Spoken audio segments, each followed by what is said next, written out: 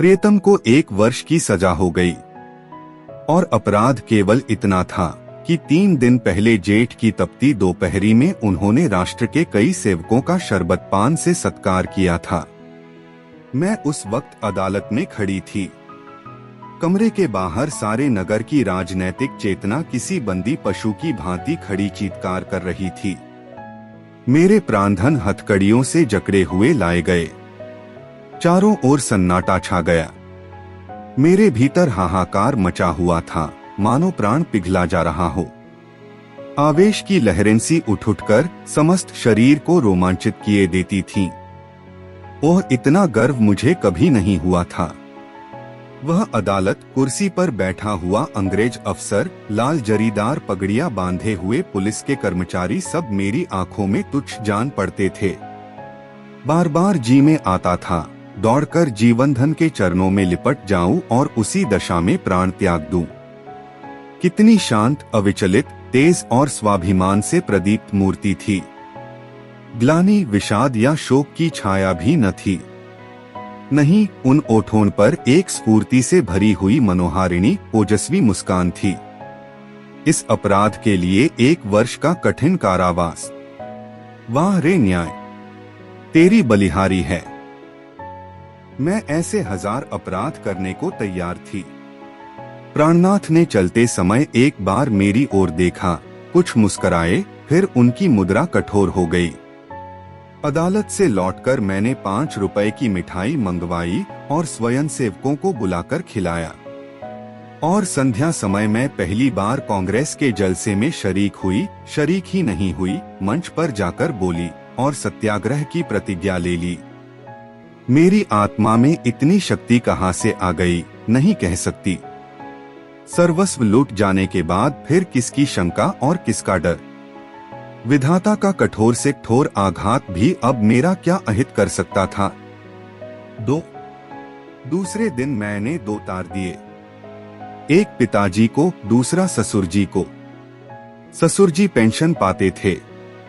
पिताजी जंगल के महकमे में अच्छे पद पर थे, पर सारा दिन गुजर गया, तार का जवाब नदारद।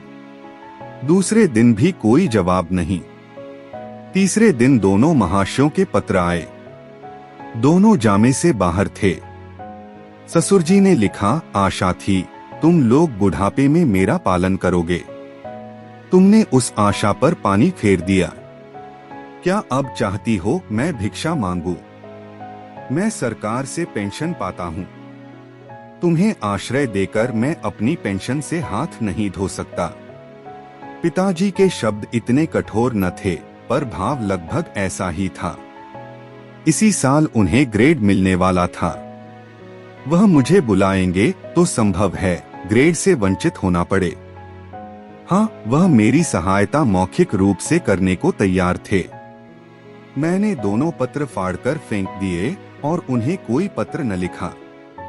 हाँ स्वार्थ, तेरी माया कितनी प्रबल है।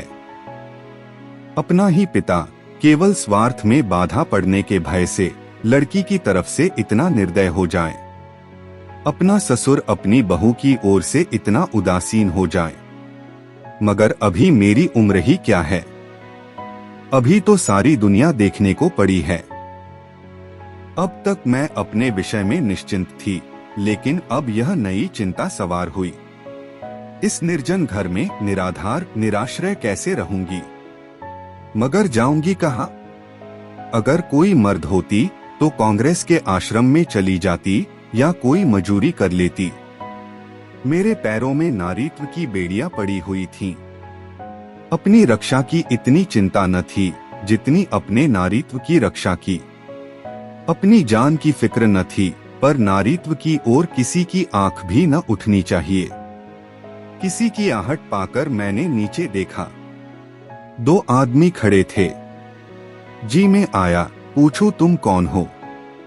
यहाँ क्यों खड़े हो? मगर फिर ख्याल आया, मुझे यह पूछने का क्या हक? आम रास्ता है, जिसका जी चाहे खड़ा हो। पर मुझे खटका हो गया। उस शंका को किसी तरह दिल से न निकाल सकती थी। वह एक चिंगारी की भांति हृदय के अंदर समा गई थी। गर्मी से देह फुंकी जाती थी, पर मैंने कमरे का द्वार भीतर से बंद कर लिया। घर में एक बड़ा सा चाकू था, उसे निकालकर सिरहाने रख लिया। वह शंका सामने बैठी घूरती हुई मालूम होती थी। किसी ने पुकारा, मेरे रोए खड़े हो गए। मैंने द्वार से कान लगाया, कोई मेरी कुंडी खटखटा रहा था। कलेजा धक धक करने लगा। वही दोनों बदमाश होंगे। क्यों कुंडी खटखटा रहे हैं? मुझसे क्या काम है? मुझे झुंझलाहट आ गई। मैंने द्वार खोला और छज्जे पर खड़ी होकर जोर से बोली, कौन कुंडी खड़खड़ा रहा है? आवाज सुनकर मेरी शंका शांत हो गई। कितना ढाढ़स हो गया। यह बाबू ज्ञानचंद थे। मेरे पति के मित्रों में इनसे ज्यादा सज्जन दूसरा नहीं है। मैंने नीचे जाकर द्वार खोल दिया। देखा तो एक स्त्री भी थी। वह मिसेज ज्ञानचंद थीं। यह मुझसे बड़ी थीं। पहले फल मेरे घर आई थीं। मैंने उनके चरण स्पर्श किए।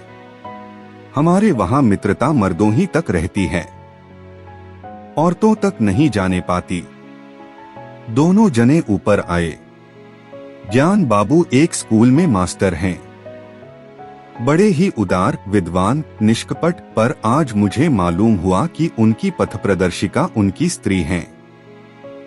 वह दोहरे बदन की प्रतिभाशाली महिला थीं। चेहरे पर ऐसा रोब था मानो कोई रानी हो। सिर से पांव तक गहनों से लदी हुई। मुख सुंदर न होने पर भी आकर्षक था। शायद मैं उन्हें कहीं और देखती तो मुंह फेर लेती। गर्व की सजीव प्रतिमा थी। वह बाहर जितनी कठोर, भीतर उतनी ही दयालु।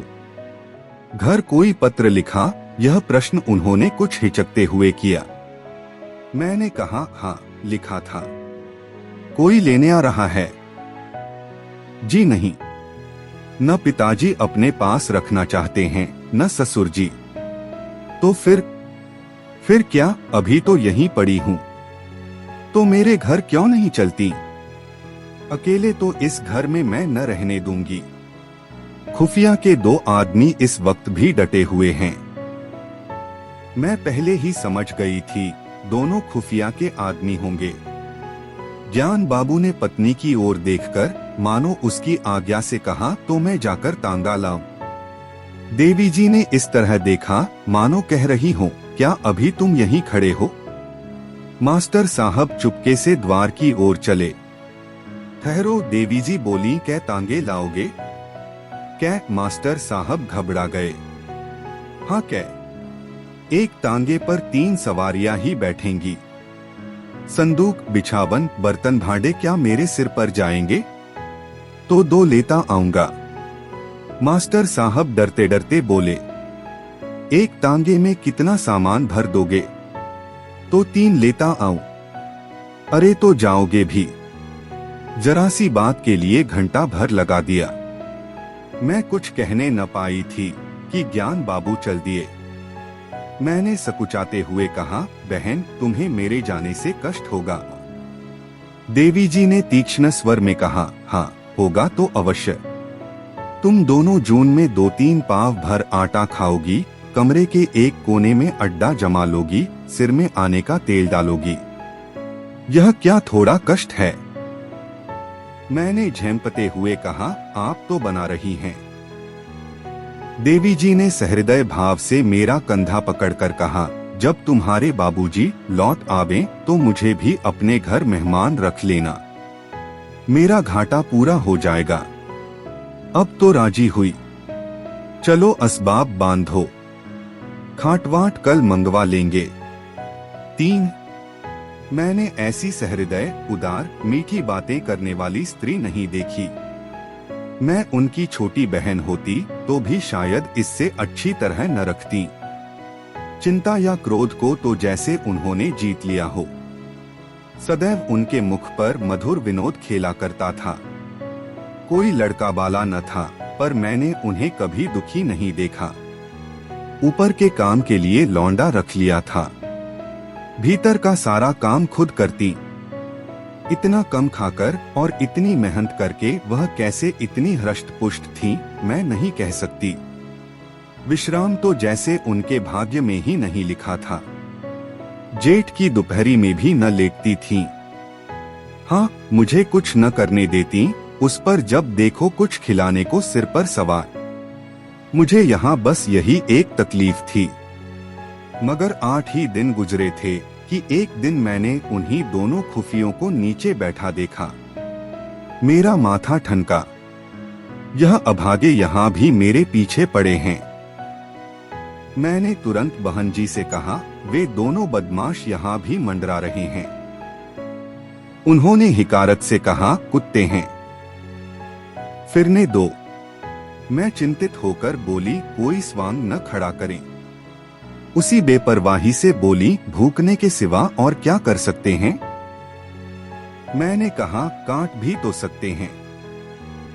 हंसकर बोली, इसके डर से कोई भाग तो नहीं जाता न। मगर मेरी दाल में मक्खी पड़ गई। बार बार छज्जे पर जाकर उन्हें टहलते देख आती।